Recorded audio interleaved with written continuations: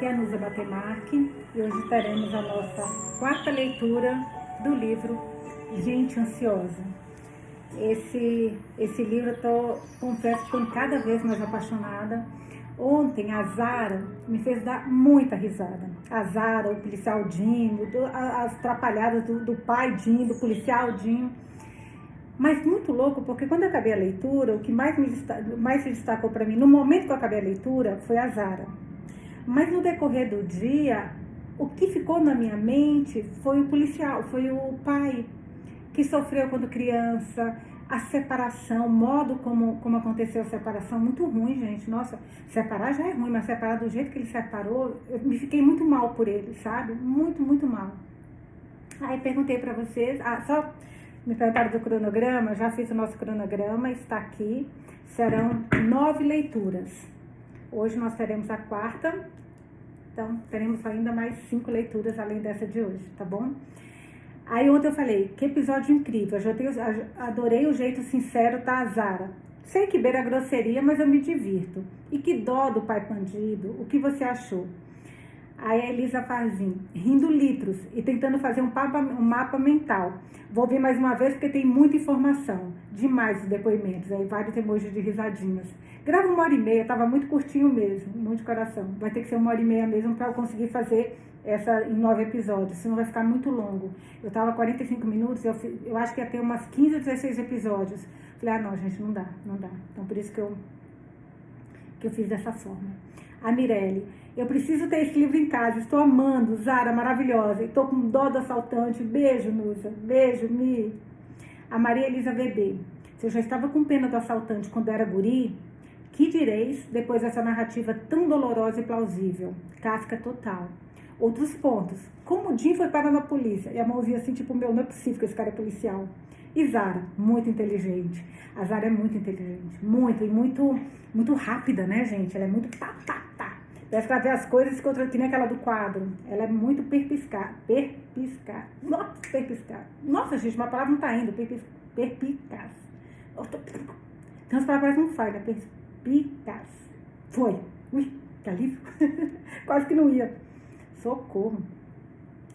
Vocês têm umas palavras assim também? Tem uma vez trava-língua. Vai ou não vai? A Daiane Cris, esses depoimentos são o auge da história. Não, os depoimentos, gente, meu Deus, primeiro da Lunda, agora, isso porque são 7, né? Vamos ver como é que vão ser os outros. Esses depoimentos são o auge da história, kkkk, muito hilário. Porém, estou com dó dos policiais. As testemunhas não são nada fáceis de lidar, nada, elas estão total do lado do bandido, né? A Grazi, oi gente, alcancei vocês, um abraçozinho. Amanda essa história. Se eu não me engano, tem uma série na Netflix baseada nesse livro. É bem boa, mas o livro é bem melhor, como sempre. Me falaram que tem essa série, eu não sei nem se é o mesmo nome, mas me falaram que tem, mas eu não assisti ainda. A Luísa Brenner. Oi, Luz, olha eu aqui, consegui, que ela me mandou uma mensagem no YouTube, que ela não estava conseguindo deixar a mensagem aqui no Spotify. Isso já tinha acontecido com uma outra amiga também. Aquele sistema do Spotify que às vezes dá um pane aí, né? Estou adorando essa leitura, muito divertido esses personagens. O escritor é o nosso querido, sabe como prender o leitor. E palminhas. Sempre grata a você, amiga, linda. A Ana Clara Moça, a maneira como... Eu adorei o que ela escreveu, gente. Ela foi sucinta e direta ao ponto. A maneira como o autor descreve as situações deixa tudo tão palpável, impressionante. É impressionante como esse escritor... Ele fala de um jeito, tem horas que você fala assim, parece que às vezes é enrolado, às vezes... Mas ao mesmo tempo ele vai direto na jugular. É uma coisa impressionante. A Cristina Dai. Sabe que o autor tenta retratar a sociedade com personagens cáusticos? Zara é detestável em sua arrogância. London representa a geração alienada. O assaltante enganado de todas as formas. Jim sem comentários. Cris, não sei. Eu acho que eles são sarcásticos, sim. Principalmente a Zara. Os outros eu não acho tão sarcásticos assim. Eu acho que a Zara foi a primeira mais sarcástica. A London é impaciente, aquela impaciência da geração. O Jim, ele é ingênuo, eu acho que ele beira até a ingenuidade, né?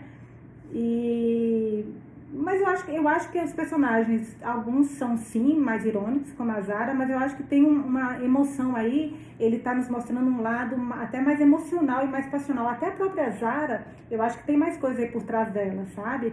Que a gente vai descobrir no decorrer da história. Acho. Não sei, só acho. A Dea Faveri, Nus, adorei esse depoimento da Zara, kkkk. Parece uma conversa de doido, total. Esse humor ácido dela é perfeito. E risadinhas. Já queria o envolvimento desses dois. Não tem como, tinha casado com a mãe do Jack. Já desenvolvi simpatia pelo bandido. Tá todo mundo com síndrome de Estocolmo aqui, né? Aí a Tatiana Beck. Esse autor é ótimo, estou adorando a leitura. Apesar de ainda estar perdido nos personagens. Todos ligados por vidas problemáticas, terapia para todos, kkkk.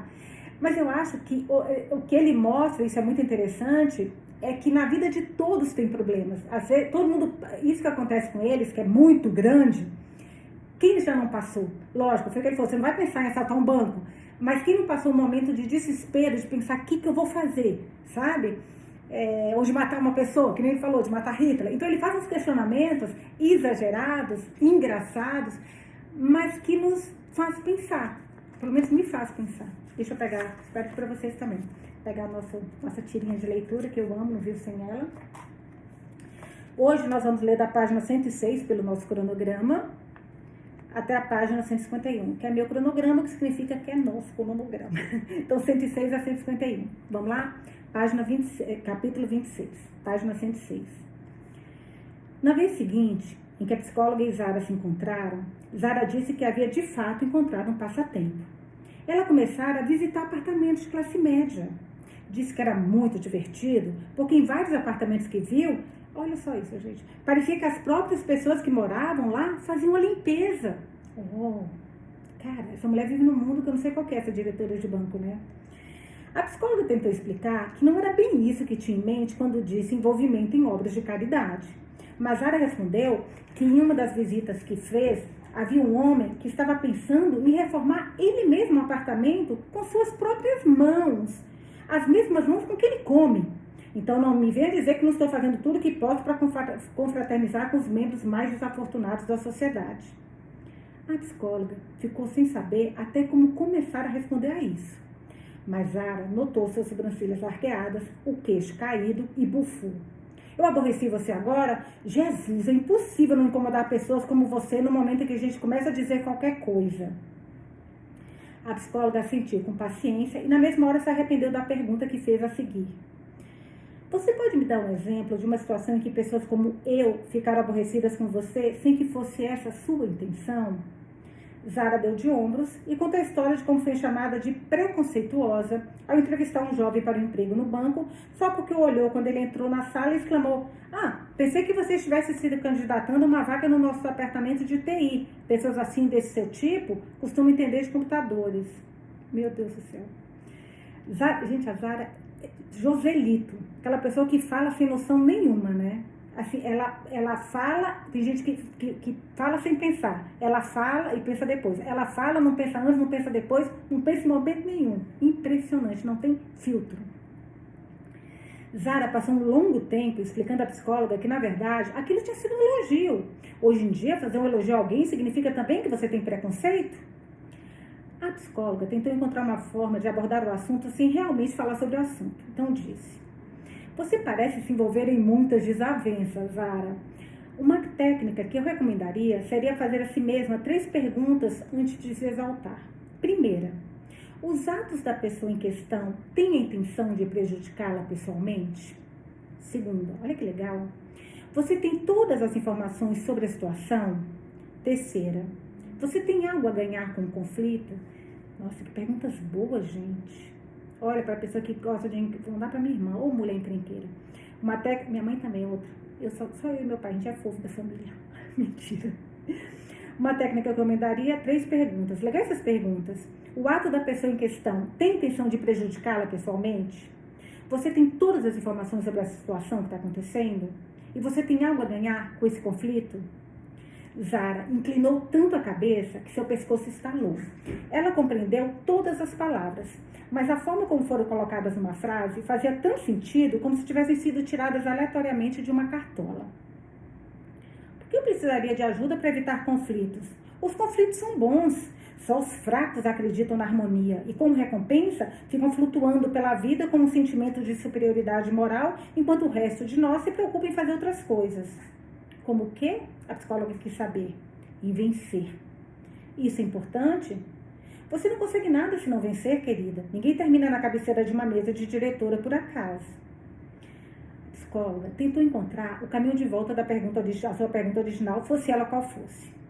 E os vencedores ganham muito dinheiro, o que também é importante, eu presumo. O que você faz com o seu?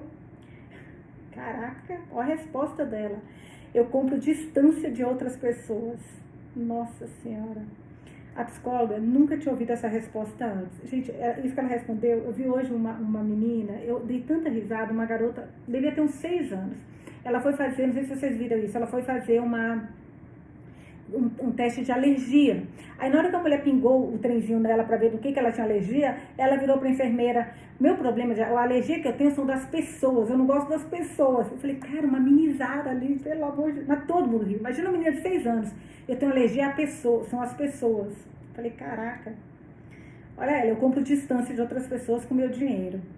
A psicóloga nunca tinha ouvido essa resposta antes. O que quer dizer? Restaurantes caros têm espaço maior entre as mesas. A primeira classe em aviões não tem assentos no meio. Hotéis exclusivos têm entradas separadas para os hóspedes alojados em suítes. A coisa mais cara que você pode comprar nos lugares mais densamente povoados do planeta é a distância. A psicóloga recostou-se na cadeira. Não era difícil encontrar nos livros técnicos exemplos da personalidade da Zara. Ela evitava contato visual, não cumprimentava com aperto de mão. Sua empatia, para ser um termo leve, deixava a desejar. E talvez por isso mesmo optara por trabalhar com números. E ela não conseguiria deixar de endireitar compulsivamente a fotografia na estante toda vez que a psicóloga retirava da posição propositalmente antes de cada sessão. Era difícil perguntar diretamente esse tipo de coisa a alguém como Zara. Então a psicóloga perguntou: por que você gosta do seu trabalho? Porque sou analista. A maioria das pessoas que fazem o mesmo trabalho que eu faço são economistas. Zara respondeu de imediato. Qual a diferença? Os economistas só abordam os problemas diretamente. É por isso que economistas nunca preveem uma quebra do mercado de ações. E você está dizendo que os analistas conseguem prever? Os analistas esperam as quebras. Os economistas só ganham dinheiro quando as coisas vão bem para os clientes do banco, enquanto os analistas ganham dinheiro o tempo todo. Isso faz você se sentir culpada? A psicóloga perguntou, sobretudo para ver se a Zara achava que a palavra culpa era um sentimento ou um item desnecessário não solicitado. É culpa do croupier se você perde seu dinheiro no cassino? Zara perguntou. Não tenho certeza se é uma comparação justa. Por que não? Porque você usa palavras como quebra do mercado de ações, mas nunca é o mercado de ações ou os bancos que quebram, são as pessoas. Há uma explicação muito lógica para você pensar assim. É mesmo? É porque você acha que o mundo deve algo a você. Não deve nada.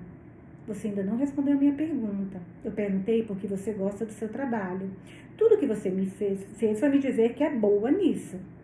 Apenas os fracos gostam dos seus empregos. Eu não acho que isso seja verdade. Isso é porque você não gosta do seu trabalho, porque você gosta do seu trabalho. Você fala como se houvesse algo de errado nisso. Ficou aborrecida agora? Parece que às vezes troca posição, né? Parece que ela vira psicóloga. Ficou aborrecida agora? Pessoas como você realmente parecem se aborrecer demais. E sabe por quê? Não. Porque você está errada. Se parasse de estar errada o tempo todo, não ficaria tão aborrecida. A psicóloga olhou para o relógio em sua mesa. Ela ainda acreditava que o maior problema de Zara era sua solidão. Mas talvez haja uma diferença entre solidão e falta de amigos. Mas em vez de dizer isso, a psicóloga murmurou em tom resignado. Sabe de uma coisa? Acho que agora pode ser um bom momento para pararmos. Despreocupada, Zara sentiu e se levantou. Colocou a cadeira de volta sobre a mesa com muita precisão. Ela estava meio de lado quando disse: você acha que existem pessoas más? A pergunta soou como se ela, na verdade, não quisesse deixar as palavras saírem. A psicóloga fez o possível para não parecer surpresa. Ela conseguiu responder. Está me perguntando como psicóloga ou como uma perspectiva puramente filosófica? Zara parecia estar falando com uma torradeira novamente. Enfiaram um dicionário no seu traseiro quando você era criança ou você acabou assim por vontade própria? Apenas responda a pergunta. Você acha que existem pessoas más? A psicóloga remexeu-se tanto em sua cadeira que quase virou as calças do avesso. Eu provavelmente teria que dizer que sim. Eu acho que existem pessoas más. Você acha que elas sabem disso? O que quer dizer? Olhar de Zara, aqui tá um pouquinho longe.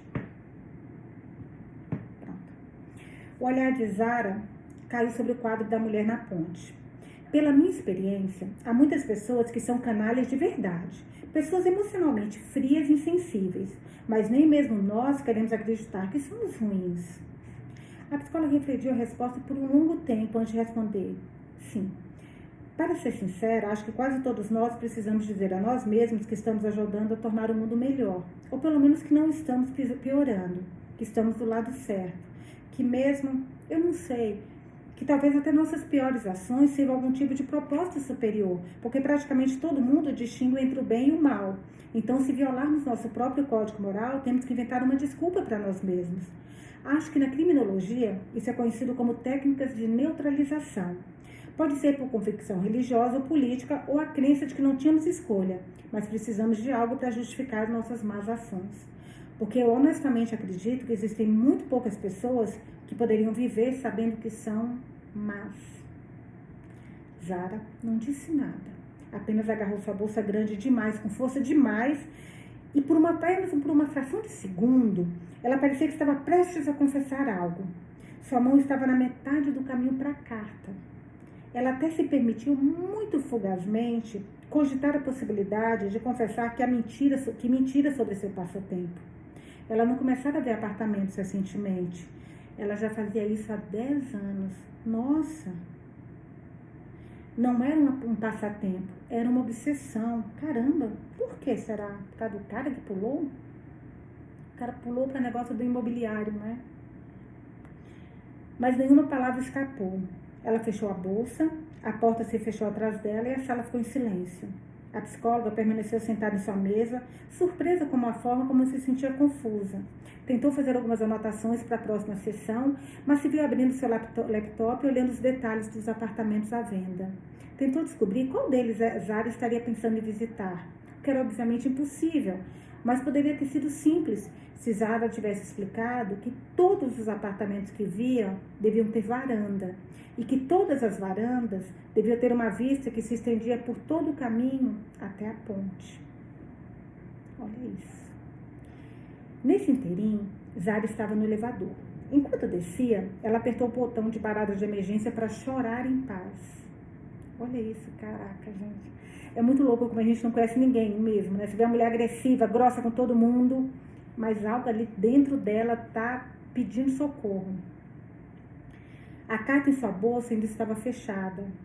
Zara nunca ousara lê-la, pois sabia que a psicóloga tinha razão.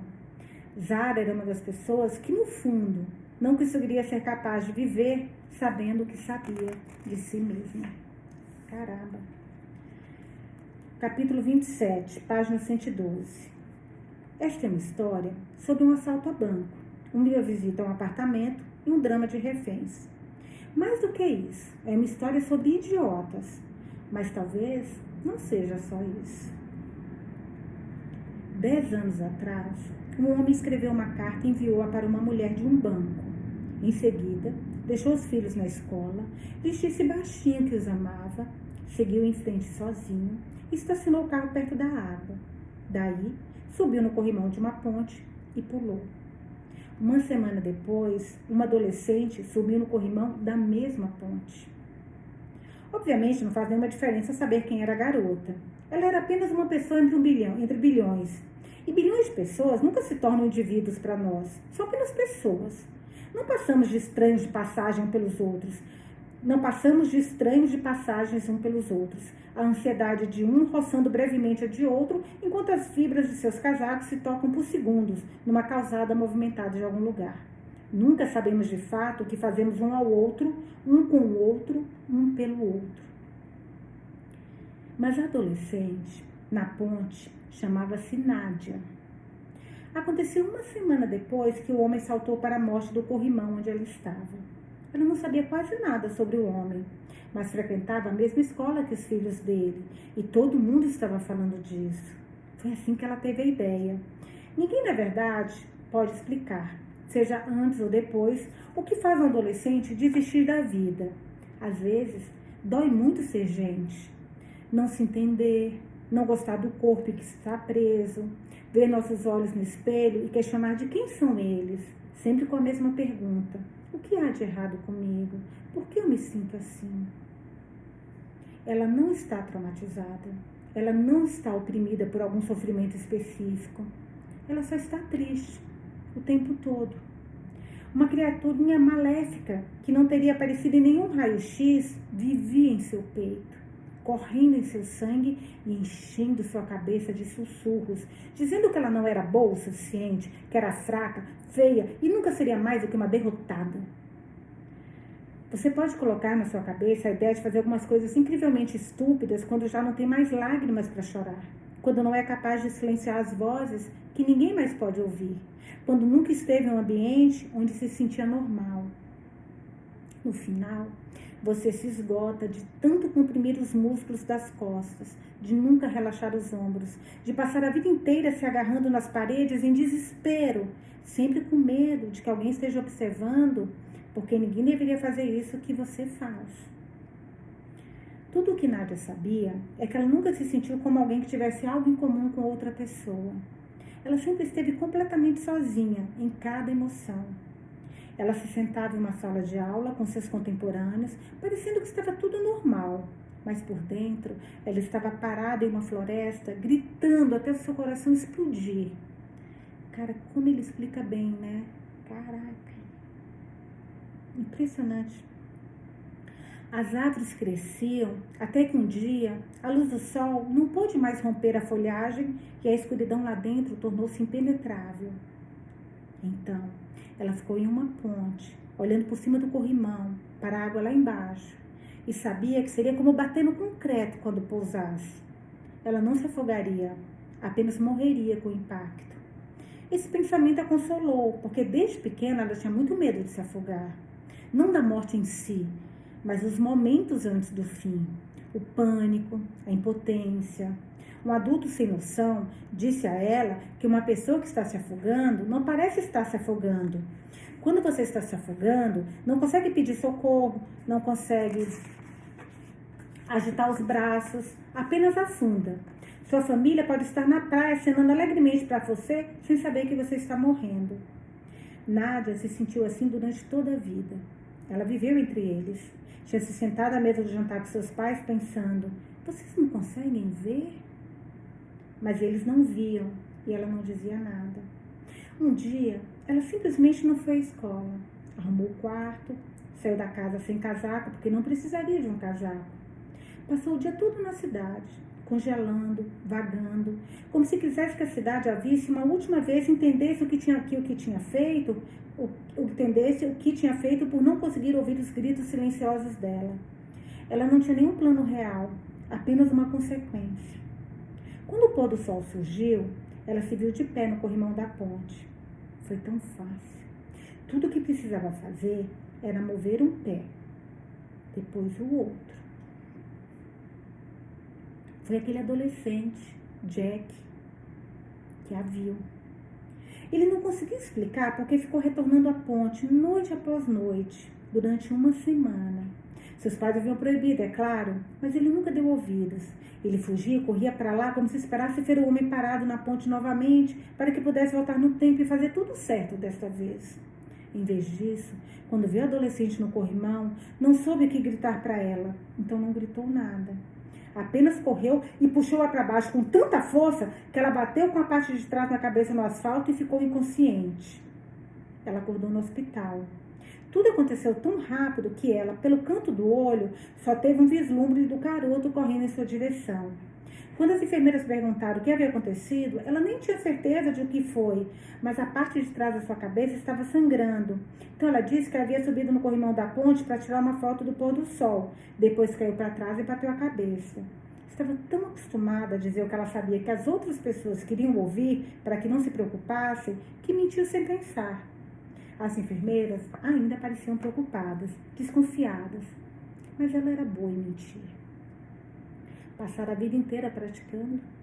Então, no final, elas disseram: subir no corrimão de uma ponte, que coisa boba de se fazer. Foi pura sorte você não ter escorregado para o outro lado. Ela sentiu com os lábios secos e disse que sim, uma sorte. Ela poderia ter voltado direto do hospital para a ponte, mas não o fez. Era impossível explicar por quê, até para si mesma, porque ela nunca saberia com certeza o que teria feito se aquele garoto não a tivesse puxado para baixo. Teria dado um passo para frente ou para trás. Então, todos os dias, depois disso, ela tentou entender a diferença entre ela e o homem que havia pulado da ponte. Isso a levou a escolher uma profissão, uma carreira, uma vida inteira. Puta merda. Ela se tornou psicóloga. Gente, será? A gente não viu o nome da psicóloga ainda, né? Será que é Nádia? Olha, eu acho que só chamou de psicóloga até agora. Se vocês lembrarem, vocês me falam, por favor. Ela se tornou psicóloga. As pessoas que a procuravam eram as que sofriam tanto que pareciam estar em cima do corrimão de uma ponte com o pé além da borda. E ela ficava sentada em uma cadeira em frente delas com olhos que diziam: eu já estive lá, conheço uma maneira melhor de descer. Claro que às vezes ela não conseguia deixar de pensar nas razões pelas quais quis pular. Todas as coisas que pensavam estarem faltando em seu reflexo. Sua solidão à mesa de jantar. Mas ela encontrou formas de enfrentar, de abrir um túnel para sair de si mesma, de descer da ponte.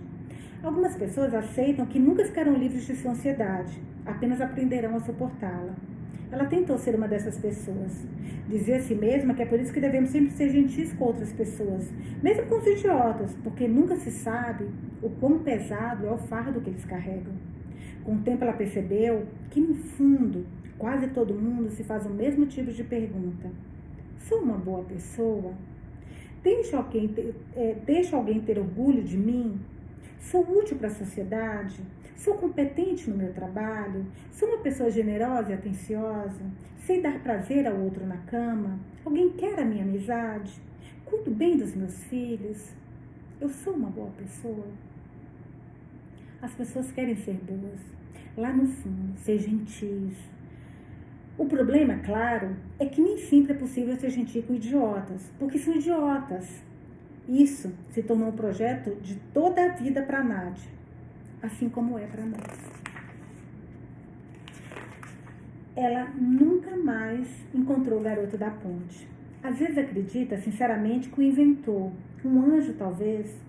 Jack também nunca mais viu Nádia, ele nunca mais voltou para a ponte. Mas aquele foi o dia em que seu plano de ser um policial tornou-se inabalável, quando ele percebeu que poderia fazer a diferença. 10 anos depois, Nádia voltará para a cidade, após concluir os estudos para ser uma psicóloga. Olha isso. Ela vai ter uma paciente chamada Zara, que visitará um apartamento à venda e se verá envolvida em uma situação de reféns. É engraçado porque ele fala, né? Não tem mistério, ele vai trazendo as informações para a gente, qual é o link de um com o outro. Caraca, que legal. Jack e seu pai Jim vão entrevistar todas as testemunhas. O apartamento onde tudo aconteceu tem uma varanda de onde se avista a ponte. É por isso que Zara está lá. Desculpa. 10 anos antes, ela encontrou uma carta no tapete da sua porta, escrita pelo homem que pulou. O nome dele estava escrito com esmero no verso do envelope. Ela se lembrou do encontro deles. E embora os jornais nunca tivessem publicado o nome da pessoa que a polícia encontrou na água, a cidade era pequena demais para ela não saber. Zara ainda leva a carta consigo na bolsa, todos os dias. Ela só foi até a ponte uma vez. Uma semana depois que ele subiu no corrimão e viu uma garota subir no mesmo corrimão e um garoto que a salvou. Zara... Pera, gente. Zara ainda leva a carta consigo na bolsa todos os dias. Ela só foi até a ponte uma vez, uma semana depois que ele subiu no corrimão, e viu uma garota subir no mesmo corrimão e um garoto que o salvou. Nossa, ela acompanhou isso. Zara nem se moveu, ficou apenas escondida na escuridão, tremendo. Ela ainda estava lá quando a ambulância chegou e levou a garota para o hospital. O garoto desapareceu. Zara foi até a ponte, encontrou a carteira e a identidade da garota com o nome dela, Nádia. Nossa, caraca, meu Deus, olha isso. Meu Deus, Zara passou 10 anos acompanhando em segredo a vida, a educação de Nádia e o início de sua carreira, à distância, porque nunca ousou aproximar-se dela. Passou 10 anos olhando para a ponte, também à distância, das varandas dos apartamentos que estão à venda, pelo mesmo motivo, porque ela tem medo de que, se for até a ponte novamente, talvez outra pessoa pule. E se ela procurar Nádia e descobrir a verdade sobre si mesma, talvez seja Zara quem pule.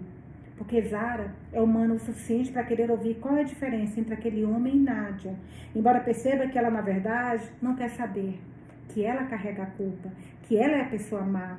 Talvez todos digam que gostariam de saber sobre si mesmos, mas ninguém quer saber na verdade. Por isso, Zara ainda não abriu o envelope. Cara, 10 anos com o envelope desse na bolsa. Isso tudo é uma história complicada e improvável. Talvez seja isso que pensamos que as histórias tratam de uma coisa. Talvez seja por isso que pensamos que as histórias tratam de uma coisa, quando na verdade estão tratando de outra. Esta, por exemplo, pode não ser realmente a história de um assalto a banco, de uma visita em um apartamento ou de um drama de reféns. Talvez nem seja uma história de idiotas. Talvez seja a história de uma ponte. Ai, como eu amo esse autor. Livro bom, livro bom, livro bom, livro bom. Capítulo 28, página 118. Meu Deus do céu. A verdade é que aquela maldita corretora de imóveis era uma péssima corretora. E a visita ao apartamento foi um completo desastre desde o início. Mesmo que os potenciais compradores não concordassem em nada, eles poderiam pelo menos concordar com isso, porque nada une um grupo de estranhos de forma mais eficaz do que a oportunidade de se reunir e lamentar um caso perdido. O anúncio, ou como quiser chamá-lo, era um horror de mal escrito, com fotos tão fora de foco que o fotógrafo devia acreditar que tirar uma foto panorâmica era conseguir jogar a câmera para o outro lado da sala imobiliária nos trinques, tudo nos trinques. Era jogar, a câmera para o outro lado da sala. Imobiliária nos trinques, tudo nos trinques, estava escrito acima da data agendada. E quem meteria na cabeça a ideia espatafúrdia de visitar um apartamento à venda um dia antes da véspera do ano novo? Bom, 7 pessoas, né? Haviam velas perfumadas no banheiro e uma tigela com limas na mesa de centro, parecendo uma iniciativa corajosa de alguém que só ouvira falar de visitas a apartamentos sem nunca ter feito uma.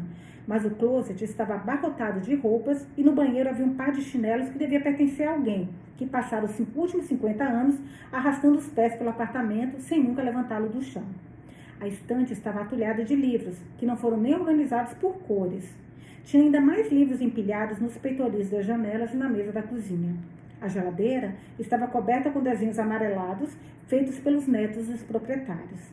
A essa altura, Zara já havia visitado uma quantidade considerável de apartamentos para ser capaz de detectar um amador. Uma visita a um imóvel deve fazer parecer que ninguém reside nele, porque, caso contrário, só um assassino em série iria querer morar ali. Uma visita deve fazer parecer que qualquer pessoa poderia viver ali se quisesse. As pessoas não querem comprar uma imagem, querem comprar uma moldura. Elas manuseiam livros numa estante, não na mesa da cozinha. Talvez Zara pudesse ter falado com a corretora de imóveis e apontado isso, se ao menos a corretora não fosse um ser humano e se ao menos Zara não odiasse seres humanos, especialmente quando fala. Em vez disso, Zara ficou circulando pelo apartamento, tentando parecer interessada, como fazem as pessoas que realmente desejam comprar um imóvel. Foi um grande desafio para ela, porque só um drogado, colecionador de aparas de unhas, poderia se interessar e morar naquele muquifo. Então, quando ninguém estava olhando em sua direção, Zara saiu para a varanda, aproximou-se do corrimão e olhou em direção à ponte até começar a tremer incontrolavelmente. A mesma reação de sempre, vez após vez, nos últimos 10 anos. A carta, que nunca tinha aberto, estava na bolsa. Cara, eu estou muito curiosa para ler essa carta, meu Deus. Ela já aprendera a chorar quase sem derramar uma lágrima, por razões práticas. A porta da varanda estava entreaberta. Ela podia ouvir vozes, não apenas as da sua cabeça, mas de dentro do apartamento. 2 casais estavam andando por ali, tentando ignorar toda aquela mobília horrorosa, imaginando em seu lugar seus próprios móveis realmente horrorosos. O casal mais velho estava casado havia muito tempo, mas o casal mais jovem parecia ter se casado recentemente. Podemos avaliar isso pela maneira como as pessoas que se amam discutem. Quando mais tempo estão juntas, menos palavras precisam para começar uma briga. O casal mais velho chamava-se Ana, Lena e Roger. Aposentados há alguns anos, mas não tempo suficiente para terem se acostumado com isso. Estavam sempre se estressando com alguma coisa, embora não houvesse nada para que precisassem se apressar. Ana Lena era uma mulher de sentimentos fortes. Roger, um homem de opiniões fortes. E se você já se perguntou, quem escreve na internet todas aquelas críticas detalhadas de 1 a 5 estrelas, de aparelhos domésticos, as peças de teatro, dispensadores de fitas adesivas ou pequenos enfeites de vidro, saiba que são Ana Lena e Roger. Às vezes, eles nem precisavam, nem mesmo testavam os produtos em questão, mas não era o tipo de gente que vê nisso um obstáculo que os impeça de escrever uma crítica contundente. Se tivéssemos que experimentar cada coisa, ler sobre cada uma e descobrir a verdade, nunca teríamos tempo para formular uma opinião sobre nada. Ana Lena usava um top de uma cor que em geral vemos apenas em pisos de parque. O Roger vestia jeans e uma camisa xadrez que recebeu uma crítica ácida online de 1 estrela porque havia encolhido vários centímetros. Não muito tempo depois da balança do banheiro de Roger ter recebido a sentença condenatória de que estava desregulada. Ana Lena puxou uma das cortinas e disse: cortinas verdes? Quem ainda usa cortinas verdes? Francamente, as coisas que as pessoas fazem hoje em dia talvez sejam daltônicas ou irlandesas. Ela não disse isso a ninguém em particular. Tinha apenas o hábito de pensar em voz alta porque era o que parecia mais apropriado a uma mulher acostumada ao fato de ninguém dar-lhe ouvidos mesmo. Roger estava chutando o rodapé e resmungando: aqui está solto, sem ouvir uma palavra do que Ana Lena disse. O rodapé podia ter se saltado porque Roger passou 10 minutos chutando, mas para um homem como Roger, uma verdade é uma verdade, independentemente da sua causa. De vez em quando, Ana Lena cochichava com ele sobre o que achava dos outros potenciais compradores do apartamento. Infelizmente, Ana Lena era tão boa em falar baixo quanto em pensar baixo. Então, seu cochicho era praticamente um grito, o que equivale a um peido em um avião que você acha que não será notado ao soltá-lo um pouco de cada vez. Você nunca consegue ser tão discreto quando imagina. Aquela mulher ali na varanda, Roger, tá falando da nossa Zara, né? O que ela quer com esse apartamento? Está na cara que é rica demais para querer isso. Então, o que está fazendo aqui? Ainda está de sapatos. Todo mundo sabe que se tira os sapatos em visitas a um apartamento. Roger não respondeu. Ana Lena olhava fixamente para Zara pela janela da varanda como se fosse Zara que tivesse peidado. Então, Ana Lena aproximou-se ainda mais de Roger e sussurrou: e aquelas mulheres ali no hall, elas não parecem ter condições de me pagar para morar aqui, parecem? Com isso, Roger parou de chutar o rodapé, voltou-se para a esposa e olhou bem nos olhos. Depois disse 5 palavrinhas que nunca dissera a nenhuma outra mulher no planeta. Pelo amor de Deus, querida. Eles já nem discutem mais, a menos que discutam o tempo todo. Quando estamos presos um ao outro por tempo suficiente, pode parecer que não há diferença entre não discutir por mais e não se importar mais. Pelo amor de Deus, querida, lembre-se de dizer a todos com quem vai falar que este lugar precisa de uma reforma séria. Assim, ninguém vai querer fazer uma oferta, Roger continuou. Ana Lena parecia confusa. Mas isso é bom, não é? Roger suspirou. Pelo amor de Deus, querida, bom para nós sim, porque nós podemos fazer a reforma. Mas outros, podemos dizer a quilômetros de distância que nenhum deles entende nada de reformas. Ana Lena sentiu, torceu o nariz, farejou o ar de modo explícito. Há um cheiro inconfundível de umidade aqui, não há? Talvez seja de mofo.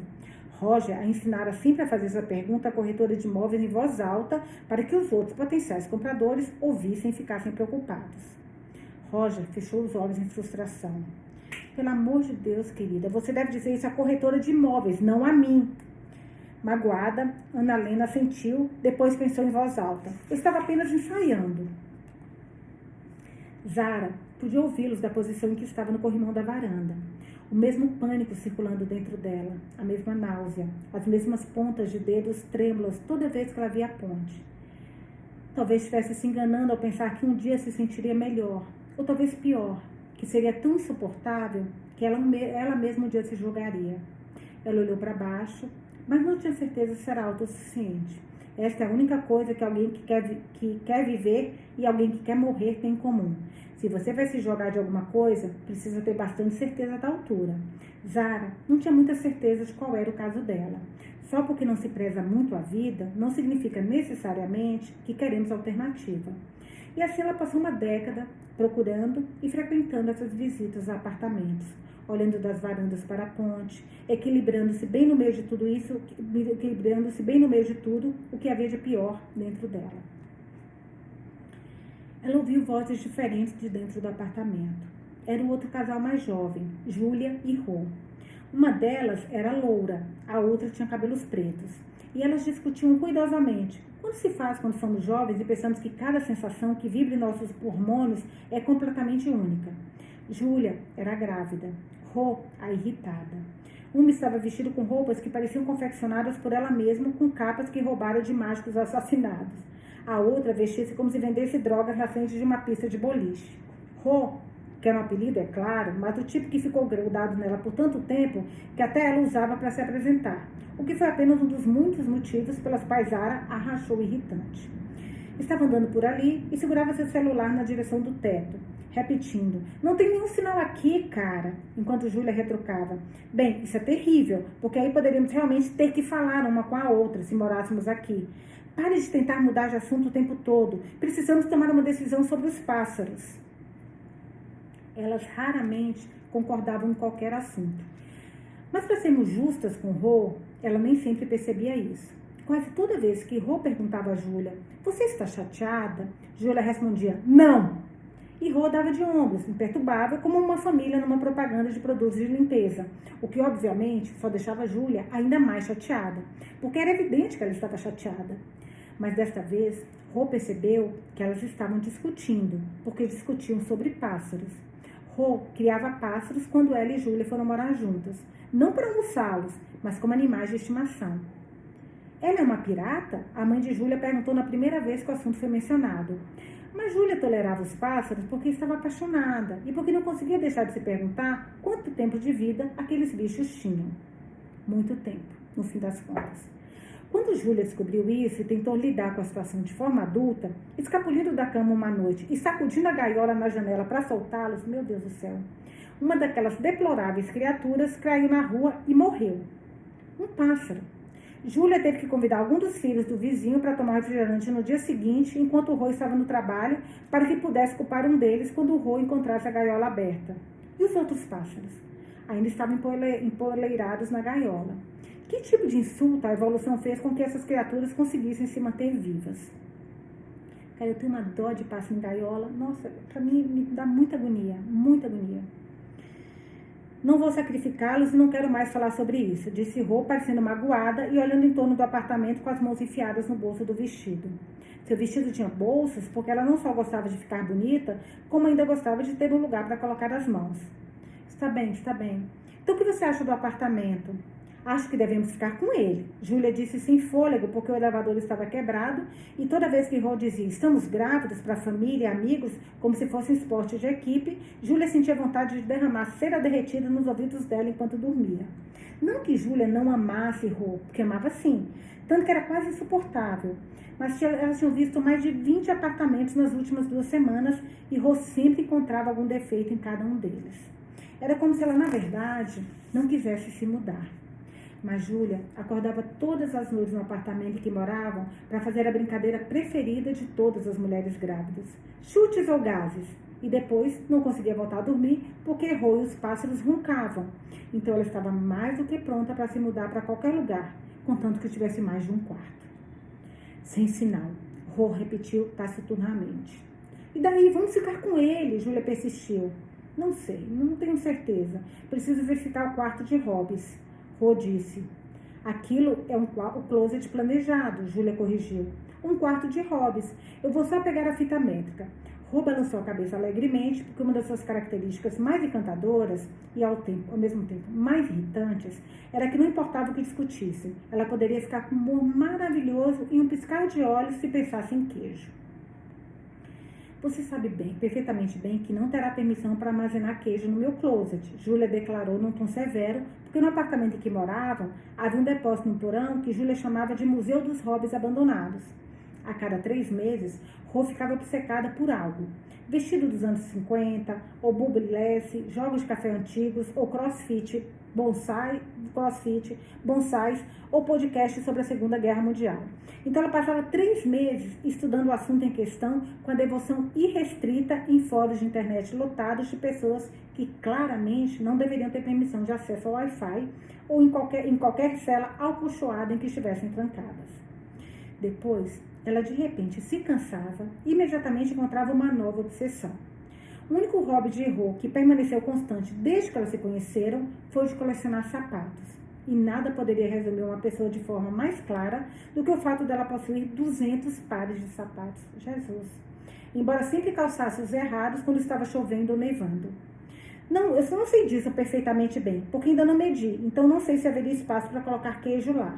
E minhas plantas também precisam, Rô começou, porque ela havia acabado de decidir que começaria a cultivar plantas com luz artificial no quarto de hóspedes, que era um closet, ou... Nesse inteirinho, Ana Lena estava correndo a mão por uma capa de almofadas e pensando em tubarões. Ela andava pensando muito nesses animais recentemente, porque no casamento, ela e Roger pareciam tubarões, o que era uma fonte de tristeza silenciosa para Ana Lena. Ela continuava esfregando a capa de almofada e se distraía pensando em voz alta. Será que é da IKEA? Sim, definitivamente é da IKEA, eu reconheço. Eles têm uma versão floral também. A versão floral é mais bonita. Francamente, as coisas que as pessoas fazem hoje em dia. Você podia acordar a Ana Lena no meio da noite e pedir que ela recitasse todo o catálogo da IKEA. Nunca houvesse motivos para isso, é claro, mas você poderia se quisesse. Essa é a questão. Ana Lena e Roger já visitaram todas as lojas da IKEA em todo o país. Roger tem muitos defeitos e falhas. Ana Lena sabe que as pessoas pensam isso dele, mas Ana Lena sempre se lembra de que ele a ama numa loja da IKEA. Quando se vive há muito tempo com outra pessoa, são as pequenas coisas que importam. Em um casamento longo, você não precisa de palavras para brigar, mas também não precisa de palavras para dizer eu te amo. Outro dia, quando estavam na IKEA, Roger sugeriu que quando fosse almoçar na cafeteria, cada um deveria comer uma fatia de bolo, porque ele entendeu que era um dia importante para Ana Lena, e porque era importante para ela, era importante para ele também, porque é assim que ele a ama. Bonitinho. Ela continuou esfregando a capa da almofada, que era mais bonita no padrão floral, e olhou para as duas mulheres, a grávida e sua esposa, de uma forma que Ana Lena achou discreta. Roger também estava olhando para elas. Ele segurava o prospecto da imobiliária com o layout do apartamento da mão e resmungou. Pelo amor de Deus, querida, olhe para isso. Por que nós temos que chamar o quarto pequeno de quarto da criança? Poderia muito bem ser um maldito quarto de dormir perfeitamente comum. Roger não gostava quando havia grávida de visita a apartamentos à venda, porque casais que esperam um bebê sempre fazem ofertas mais altas. Também não gostava de quarto de crianças. É por isso que Ana Lena sempre faz todas as perguntas que consegue imaginar quando eles caminham pela seção infantil de IKEA, para ajudá-la a distraí-lo daquele sofrimento incompreensível, porque é assim que ela o ama. Rô avistou Roger e sorriu, como se eles não estivessem de fato em guerra um com o outro, pelo mesmo apartamento, né? Oi, eu sou a Rô. Aquela ali é minha mulher, Júlia. Posso pegar sua fita métrica emprestada? Esqueci a minha. Claro que não, Roger retrucou, segurando sua fita métrica, calculadora de bolso e blocos de notas com tanta força que suas sobrancelhas começaram a se contrair. Calma, eu só quero, Rô começou. Todos nós temos que ser responsáveis por nossos próprios atos. Ana Lena interrompeu bruscamente. Rô pareceu surpresa. A surpresa deixou-a nervosa. O nervosismo deixou-a com fome. Não havia muito que ela pudesse comer nas imediações, então ela pegou uma lima na tigela sobre a mesa de centro. Ana Lena viu isso e exclamou, meu Deus, que raios você está fazendo? Você não pode comer isso, essas limas são só para ver. Rô largou a fruta e enfiou a mão nos bolsos do vestido. Ela voltou para a junta de sua mulher e cochichou. Não, este apartamento não é para ser nosso, querida. Ele é bom e tal, mas estou sentindo más vibrações aqui dentro. Acho que nunca poderemos ser o melhor de nós aqui, entende? Lembra que eu te disse que li sobre energias positivas para casais, naquele mês em que estava pensando em me tornar designer de interiores? Quando soube que tínhamos que dormir voltadas para o leste, meu Deus, que chato, gente, conviver com uma pessoa assim, que a cada 3 meses muda o foco. Ai, que saco. Agora tem sido novidade, mas meu Deus do céu. E depois esqueci se era com a cabeça ou os pés. Bem, deixa pra lá. Eu só não quero esse apartamento. Podemos ir embora? Zara estava parada na varanda. Ela reuniu os destroços dos seus sentimentos em uma expressão de escárnio e voltou para o interior do apartamento. Assim que entrou, a mulher grávida soltou um grito. A princípio soou como um rugido de raiva gutural de um animal que acabou de ser chutado. Mas depois as palavras ficaram mais claras. Não, já chega, Rô. Posso aguentar os pássaros, posso aguentar seu gosto horrível pra música e posso aguentar um monte de outras merdas. Mas não vou sair daqui antes de comprarmos esse apartamento. Mesmo que eu tenha que dar à luz ao nosso filho aqui mesmo, nesse tapete. O apartamento ficou completamente em silêncio. Todo mundo estava olhando para Júlia. A única pessoa que não olhava para Júlia era a Zara, porque ela estava parada perto da porta da varanda, olhando para o assaltante de banco. Um segundo se passou, depois 2, no qual Zara era a única pessoa na sala que havia percebido o que estava prestes a acontecer. Depois, Ana Lena também avistou a figura de esqui e gritou: ai meu Deus, estamos sendo assaltados! Todos ficaram boquiabertos ao mesmo tempo, mas nenhuma palavra saiu. O medo pode entorpecer as pessoas que avistam uma pistola, pode desligar tudo, exceto os sinais mais importantes do cérebro. Pode silenciar todos os ruídos de fundo. Outro segundo se passou, depois mais um, no qual tudo que ouviram foram os próprios batimentos cardíacos. Primeiro o coração para, depois ele dispara. Primeiro vem um choque de não entender o que está acontecendo. Depois vem o choque de perceber exatamente o que está acontecendo. O instinto de sobrevivência e o medo de morrer começam a lutar, abrindo um espaço no meio para alguns pensamentos surpreendentemente irracionais. Não é incomum ver uma pistola e pensar: eu desliguei a máquina de café hoje de manhã, em vez de o que vai ser dos meus filhos? Mas até o assaltante de banco ficou em silêncio, tão assustado quanto todos os outros. Depois de um tempo, o choque transformou-se aos poucos em confusão. Ana Lena balbuciou: você está aqui para nos assaltar, não é? O assaltante de banco parecia estar prestes a protestar, mas não teve tempo antes que Ana Lena começasse a puxar Roger como se ele fosse uma cortina verde, gritando: pegue seu dinheiro, Roger! Roger sempre cerrou os olhos com ceticismo para o assaltante e estava visivelmente envolvido em uma complicada batalha interna. Porque, por um lado, Roger era muito avarento, mas, por outro, não estava particularmente atraído pela ideia de morrer num apartamento com tanto potencial para reformas. Então, ele puxou a carteira do bolso de trás da calça, onde homens como ele sempre guardam as carteiras, exceto quando estão na praia e guardam no sapato. Mas não encontrou nada de útil nela. Daí virou-se para a pessoa mais próxima, que por acaso era a Zara, parada perto da porta da varanda, e perguntou: você tem algum dinheiro com você? Zara pareceu chocada. Difícil saber se era por causa da pistola ou da pergunta. Dinheiro? Sério? Eu pareço uma traficante de drogas? Os olhos do assaltante do banco, visíveis através dos 2 orifícios da máscara suada, repetidamente ajustados, disparavam pela sala. Por fim, o assaltante gritou: não! Não, isso não é um assalto. Eu só... Em seguida corrigi essa declaração com a voz ofegante. Bem, talvez seja um assalto, mas vocês não são as vítimas. Talvez seja mais o caso de serem reféns agora. E eu sinto muito por isso. Estou tendo um dia bastante complicado hoje. Foi assim que tudo começou. Capítulo 29. Vamos para mais um depoimento. Ai, meu Deus, quem vai? Ai, Ana Lena. Gente, Ana Lena. O que vem com Ana Lena e Roy? Estou até com medo desse povo. Página 129. Entrevista com a testemunha. Data 30 de dezembro. Nome da testemunha, Ana Lena. Jack. A gente tem o Jack. Olá, meu nome é Jack. Ana Lena. Não quero mais falar com nenhum policial. Jack, posso entender isso. Eu só tenho algumas perguntas breves. Ana Lena. Se Roger estivesse aqui, ele diria que vocês são todos idiotas, todos vocês, por terem conseguido deixar escapar um assaltante de banco que estava cercado dentro de um apartamento. Jack, é por isso que eu preciso fazer minhas perguntas, para que possamos encontrar o perpetrador. Ana Lena, eu quero ir para casa. Jack, acredite em mim. Eu entendo isso. Estamos apenas tentando descobrir o que aconteceu dentro do apartamento. Você pode me dizer o que aconteceu quando o perpetrador entrou com a pistola na mão? Ana Helena, aquela mulher, Zara, estava de sapatos. E a outra, Rô, ia comer uma das limas. Não se faz uma coisa dessas em visitas a apartamentos. Existem regras implícitas. Jack, como é que é? Ana Helena, ela ia comer uma lima. As limas que estavam na mesa. Você não pode comer as limas porque os imobiliários as colocou ali só como decoração. Não são para comer. Eu ia procurar a corretora para dizer isso a ela, para fazer com que essa Rô fosse expulsa, porque você simplesmente não pode se comportar assim.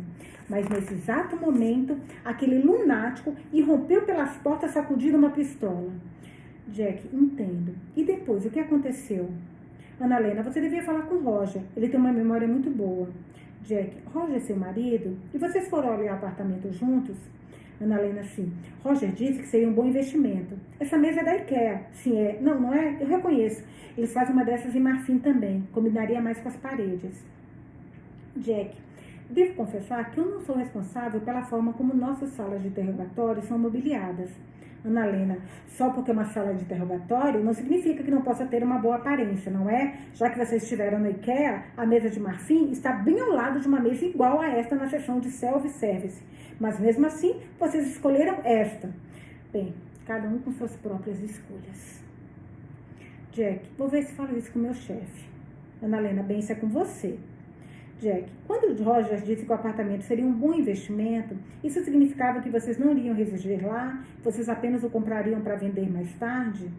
Ana Helena, por que você está me perguntando isso?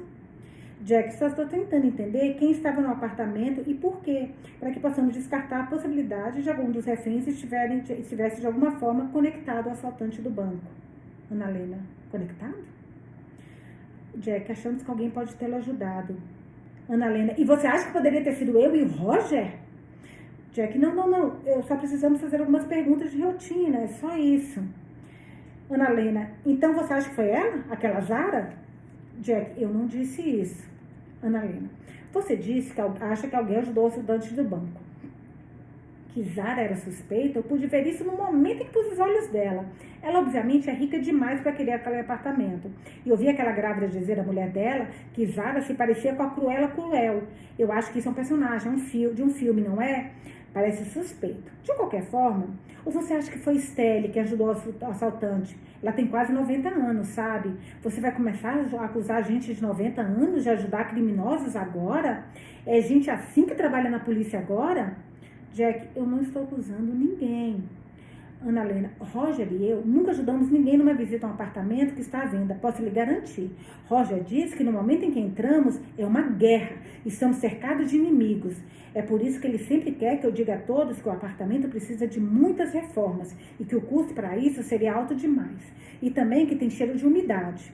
Coisas assim. Roger é um negociador de primeira. Fizemos alguns investimentos extremamente bons. Jack, então vocês já fizeram isso antes? Compraram um apartamento apenas para passá-lo adiante? Ana Helena, não adianta investir se você não vai vender. Roger diz, aí a gente compra, o Roger faz as reformas, eu me concentro na decoração. Depois a gente vende e compra outro apartamento. Jack, isso parece uma coisa incomum para duas pessoas aposentadas fazerem. Ana Helena, Roger e eu gostamos de trabalhar em projetos juntos. Jack, você está bem? Ana Helena, estou. Jack, parece que está chorando.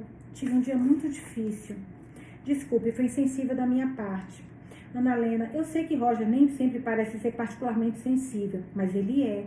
Ele gosta que tenhamos um projeto em comum, porque se preocupa se a gente não tiver o que conversar. Ele acha que não sou interessante o suficiente para ficar comigo o dia todo, a menos que tenhamos um projeto. Jack, tenho certeza de que não é verdade. Eles viram psicólogos, né? Ana Helena, e o que você sabe para dizer isso? Jack, eu acho que eu não sei nada. Desculpe. Eu gostaria agora de fazer algumas perguntas sobre os outros potenciais compradores. Ana Helena, Roger é mais sensível do que parece. Jack, tudo bem. Você pode me dizer algo sobre as outras pessoas presentes na visita ao imóvel? Ana Helena, elas estavam procurando um lar. Como? Roger diz que existem dois tipos de compradores. Quem procura um investimento e quem quer um lar. Aqueles que procuram um lar são idiotas emotivos. Eles pagam qualquer coisa porque acham que todos os seus problemas vão simplesmente desaparecer no momento em que se mudarem. Jack, eu não tenho certeza se eu entendi. Analina, Roger e eu não deixamos nossos sentimentos atrapalharem nossos investimentos. Mas todo mundo faz isso, como aquelas duas mulheres lá, a que estava grávida e a outra. Jack, a Júlia e a Rô? Isso. Você acha que elas eram do tipo que estavam procurando um lar? Era visível. Pessoas assim vão ver um apartamento pensando que tudo seria melhor se ao menos vivessem lá, que acordariam de manhã e não teriam dificuldades para respirar, que não teriam que se olhar no espelho do banheiro com peso invisível no peito, que brigariam menos. Talvez toquem a mão uma da outra, como faziam quando se casaram, quando não podiam evitar de se tocar. Isso é o que elas pensam. Jack, você vai ter que me desculpar, mas parece que está chorando de novo. Não me diga o que eu estou fazendo. Ok. Mas você parece ter pensado bastante como as pessoas se comportam ao visitar o imóvel. É justo dizer isso? Roger é que pensa em tudo. Roger é muito inteligente, sabe? Você precisa conhecer seu inimigo, diz ele. E tudo que seu inimigo quer é acabar logo com aquilo. Eles querem só se mudar e acabar com aquilo para nunca mais precisarem se mudar. Roger não é assim. Uma vez vimos um documentário sobre tubarões. Roger se interessa muito por documentários. Existe um tipo específico de tubarão que morre se ele parar de se movimentar. Tem alguma coisa a ver com a maneira como eles absorvem oxigênio. Eles não podem respirar a menos que estejam em movimento o tempo todo. Foi nisso que nosso casamento acabou. Desculpe, eu infelizmente não entendi. Você sabe qual é a pior parte de ser aposentada? Não. É que você fica tempo demais pensando. As pessoas precisam de um projeto. Então, Roger e eu nos tornamos tubarões. E se não continuássemos nos movimentando, nosso casamento não teria oxigênio. Ai, que triste. Portanto, compramos, vendemos e reformamos. Compramos, reformamos e vendemos, quer dizer. Eu sugeri que tentássemos o golfe, mas Roger não gosta de golfe. Desculpe interromper, mas será que nós estamos saindo um pouco do assunto aqui? Você só precisa me contar sobre a situação dos reféns, não sobre você e seu marido. Mas esse é o problema. Qual? Acho que ele não quer mais ser meu marido. Por que diz isso? Você sabe quantas lojas da IKEA existem na Suécia? Não, 20. Você sabe em quantas eu e o Roger já fomos? Não, em todas elas. Cada uma delas. Fomos à última recentemente. E não achei que Roger estivesse contando. Mas quando estávamos na cafeteria almoçando, Roger de repente disse que cada um de nós deveria comer uma fatia de bolo também. Nunca comemos bolo na IKEA. Sempre almoçamos, mas nunca comemos bolo. E foi nesse momento que eu soube que ele estava contando. Eu sei que Roger não parece romântico, mas às vezes ele pode ser o homem mais romântico do planeta, sabe? Isso certamente parece romântico. Ele pode parecer duro na superfície, mas ele não odeia crianças. O quê? Todo mundo acha que ele odeia crianças, porque fica com muita raiva quando as imobiliárias colocam quarto de crianças na planta. Mas ele só fica com raiva porque diz que a nomenclatura quarto das crianças joga o preço nas alturas, como você não acreditaria. Ele não odeia crianças, ele adora crianças. É por isso que temos de distraí-lo quando estamos andando pela seção infantil da IKEA. Sinto muito. Por quê? Desculpe, achei que isso significava que vocês não poderiam ter filhos. E se for o caso, sinto muito. Nós temos 2 filhos. Peço desculpas, eu entendi errado. Eu também achei que eles não pudessem ter filhos. Você tem filhos? Não. Nossos 2 têm mais ou menos a sua idade, mas não querem filhos. Nosso filho diz que prefere se concentrar na carreira profissional. E nossa filha diz que o mundo já está superpovoado. Dá para imaginar que mãe ruim você deve ter sido para que seus filhos não queiram ser pais? Eu nunca pensei nisso. Roger teria sido um avô muito bom, sabe? Mas agora ele não quer nem mais ser meu marido. Tenho certeza que as coisas vão dar certo entre vocês, não importa o que aconteceu. Você não sabe o que aconteceu, você não sabe o que eu fiz, foi tudo culpa minha. Mas eu só queria parar. Há anos que nem sido nada além de um apartamento após o outro. E agora chega pra mim. Também estou procurando um lar.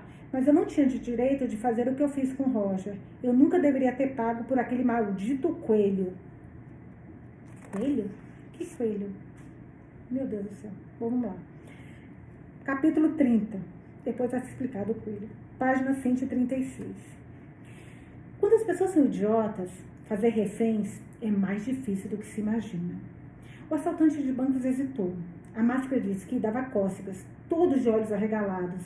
O assaltante tentou pensar em ter algo para dizer, mas foi impedido por Roger, que de mão erguida falou: "Nós não temos dinheiro."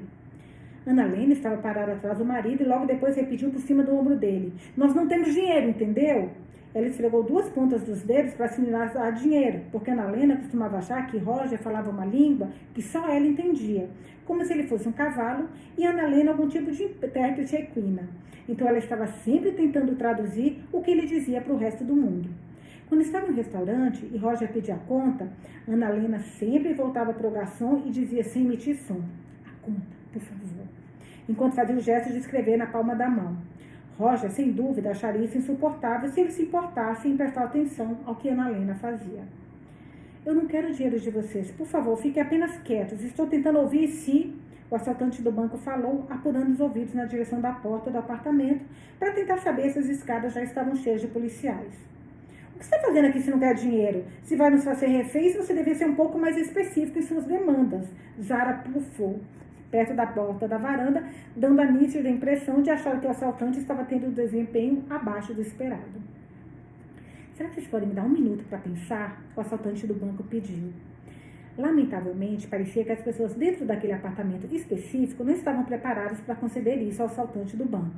Você pode supor que se alguém tem uma pistola na mão, seria lógico concluir que as pessoas fariam exatamente o que lhes for ordenado.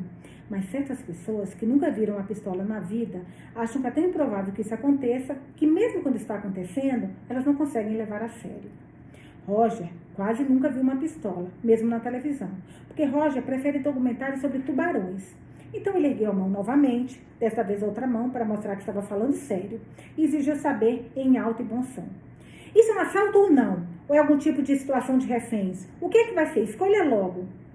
Ana Helena ficou um tanto preocupada depois que Roger ergueu outra mão, porque nada de bom acontecia quando Roger gesticulava com as 2 mãos em um curto espaço de tempo. Então ela sussurrou: "Seria melhor não provocar, não é, Roger? Pelo amor de Deus, querida, será que não temos direito a informações precisas?" Roger respondeu irritado, depois voltou-se para o assaltante de banco mais uma vez e repetiu: "Isso é um assalto ou não?" Ana Helena se esticou para ver por cima do ombro do marido. Fez o sinal da arma com o polegar e o gigador. Depois agitou-os enquanto sussurrava a palavra bang 2 vezes. Em seguida acrescentou: "Assalto?" A sua interpretação, só para deixar claro. O assaltante respirou fundo várias vezes, de olhos fechados, do jeito que se faz quando as crianças estão brigando no banco de trás do carro e começamos a nos estressar, a perder a paciência e gritamos com elas um pouco mais alto do que pretendíamos. E elas, de repente, ficam tão assustadas que se calam por completo. E acabamos nos odiando por termos gritado. Porque não queremos ser um pai ou uma mãe desse tipo. E o tom da voz que usamos depois disso, quando nos desculpamos e explicamos que nós as amamos, mas que só precisávamos nos concentrar na direção do carro, foi o tom que o assaltante usou para se dirigir a todos no apartamento. Posso pedir a todos que se deitem no chão e fiquem quietos um tempinho? Assim eu posso pensar um pouco?" Ninguém se deitou. Roger recusou-se categoricamente, dizendo: "Não, até sabemos o que está acontecendo." Zara não quis porque: "Você não viu o estado desse chão? É por isso que as pessoas comuns têm animais de estimação, porque literalmente não faz diferença para elas."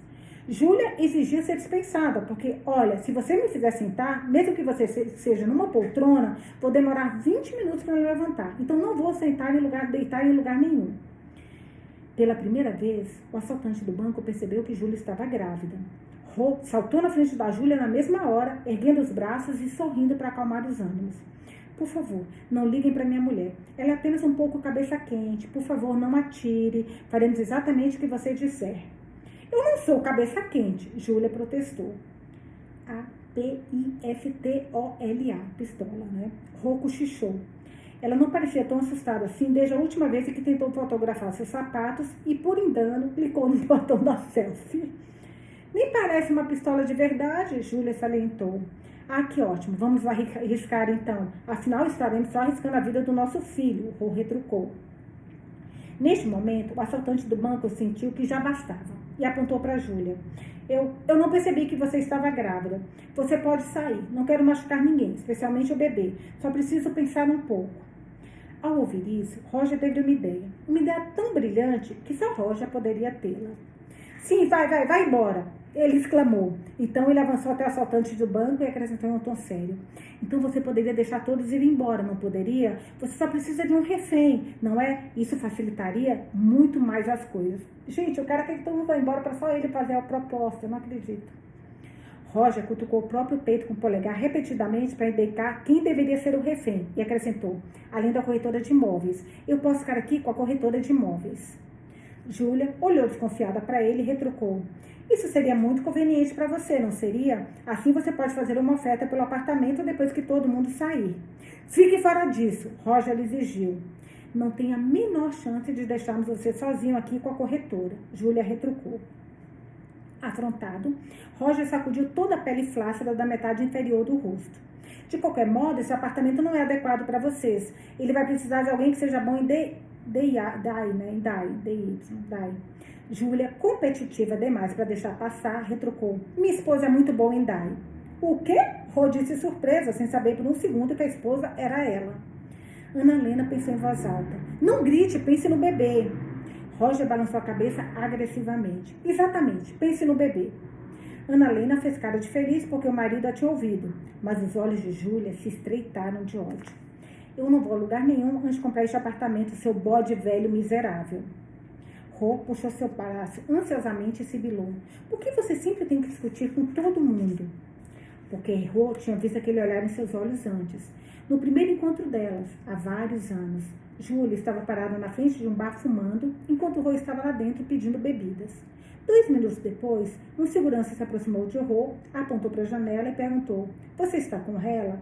Rô disse que sim na mesma hora e foi expulsa do bar. Aparentemente, havia uma área delimitada para fumantes fora do bar. Ali era o único lugar onde era permitido fumar, mas Júlia estava 2 metros além da fronteira. Quando a segurança mandou que ela entrasse no retângulo, Júlia começou a pular na linha zombando dele. E aqui? Posso ficar aqui? Aqui? E se eu segurar meu cigarro dentro do cercadinho enquanto estou do lado de fora? Que tal aqui? E se meu cigarro ficar fora, mas assoprar fumaça para dentro do cercadinho? Quando Júlia tinha um pouco de álcool no corpo, ela costumava ter problemas para respeitar qualquer tipo de autoridade, o que pode ser considerado um traço de caráter ruim para revelar num primeiro encontro. Mas quando Rô estava sendo expulsa, ela perguntou à segurança como ele sabia que ela e Júlia estavam juntas. E ele respondeu bruscamente. Quando eu disse para ela para ir embora, ela apontou para você pela janela e disse, aquela lá é minha namorada, não vou embora sem ela. Foi a primeira vez que Rô conseguiu ser namorada de alguém. Foi naquela noite que ela deixou de ser inutilmente apaixonada para ser irrevogavelmente apaixonada. Mais tarde revelou-se que a personalidade de Júlia quando estava bêbada era exatamente a mesma de Júlia quando estava grávida. Então os últimos 8 meses foram bastante tumultuados. Mas a vida é cheia de surpresas. Por favor, Júlia, Rô disse timidamente. Júlia sussurrou de volta. Se sairmos agora, este apartamento pode muito bem já estar vendido quando voltarmos. Quantos apartamentos nós vimos? 20. Você encontrou defeito em cada um deles. Eu não aguento mais. Então, eu vou ficar com a droga, deixo aqui e ninguém vai chegar a dizer que eu... A-P-I-S-T-O-L-A. Pistola. Rô repetiu. É você que vai peidar um pirralho de quase 5 quilos pelo útero a qualquer momento, Rô? Não, né? Então cala a boca. Não é justo apelar para a cartada da gravidez toda vez que temos discussão, Júlia. Já conversamos sobre isso, Rô murmurou, enfiando a mão nos bolsos do vestido. Então Júlia percebeu que ela deveria ter ido um pouco longe demais, porque as mãos de Rô só tinham mergulhado tão fundo em seus bolsos quando os filhos dos vizinhos mataram um dos seus pássaros. O assaltante de banco, que todo mundo já até tinha esquecido nesse momento, né? Tossiu baixinho e disse, com licença, eu não quero interromper, mas... Em seguida, ergueu a pistola um pouco mais alto para que todos pudessem ver e lembrar exatamente o que estava acontecendo ali. Júlia cruzou os braços sobre o peito e repetiu uma última vez, não vou a lugar algum.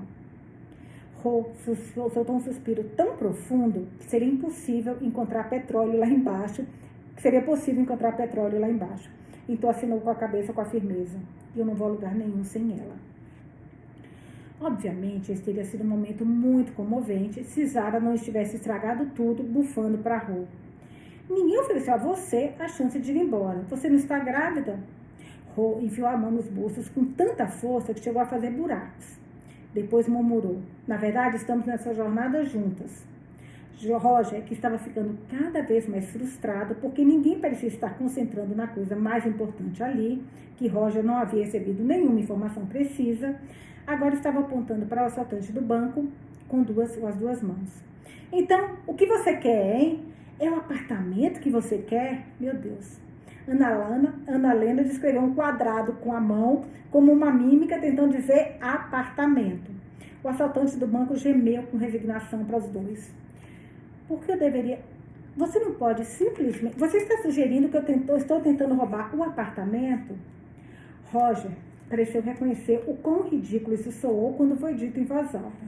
Mas visto que Roger era um homem que nunca estava errado, mesmo quando estava obviamente errado, ele esclareceu. Agora, olha aqui, tem um potencial enorme para reforma. Ana Helena, atrás de Roger, bandiu no ar um martelo imaginário a título de ilustração. O assaltante de banco tossiu baixinho de novo e pôde sentir o início de uma dor de cabeça. Então disse, vocês não podem simplesmente se deitar só um pouquinho? Eu não estava tentando, quer dizer, eu ia assaltar um banco, mas eu não tive nenhuma intenção. Olha, não era isso que eu tinha em mente.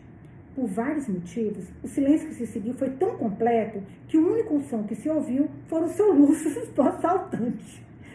É uma combinação constrangedora, alguém chorar com uma arma na mão. Por isso ninguém ali soube como reagir. Rô cutucou Júlia e murmurou, agora veja o que você fez. E Júlia respondeu baixinho, foi você quem? Roger virou para Ana Helena e sussurrou, ele realmente tem um potencial imenso para uma boa reforma. E Ana Helena respondeu simplesmente, sim, tem mesmo, não é? Você tem toda a razão, mas esse cheiro que sinto não é de umidade? Talvez mofo?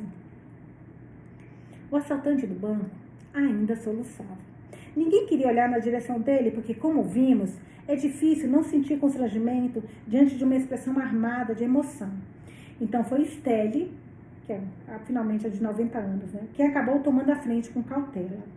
Ou ela não tinha noção de nada, ou definitivamente sabia de tudo. Pode parecer um pouco estranho que Estelle não tinha sido mencionada com frequência até agora nessa história. Não porque Estelle seja fácil de esquecer, mas é porque ela é muito difícil de lembrar. Estelle tem o que podemos chamar de personalidade transparente. Com 87 anos, o corpo retorcido e curvado como um gengibre, ela locomoveu-se até o assaltante de banco. Algum problema, meu bem? Perguntou quando o assaltante de banco não respondeu. Ela continuou balbuciando de forma singularmente imperturbável. Meu nome é Estela e vim aqui dar uma olhada no apartamento para minha filha. Meu marido, Knut, está estacionando o carro. Não é nada fácil encontrar uma vaga para estacionar por aqui. E acho que não será mais fácil agora que a rua está cheia de viaturas de polícia. Desculpe, não quis preocupar você. Não quis dizer que foi culpa sua que Knut não conseguiu encontrar uma vaga para estacionar, é claro. Você está se sentindo bem? Você gostaria de um copo d'água? Velhinha sendo fofa, né? A pistola não parecia incomodar Estela, mas, por outro lado, ela parecia ser uma pessoa tão gentil que, se fosse assassinada, provavelmente teria considerado um elogio o fato de alguém tê-la notado. Usando um lenço de papel para secar as lágrimas, o assaltante do banco respondeu baixinho. Sim, por favor. Temos limas, Rô gritou, apontando para a tigela da mesa de centro, cheia de pelo menos 2 dúzias.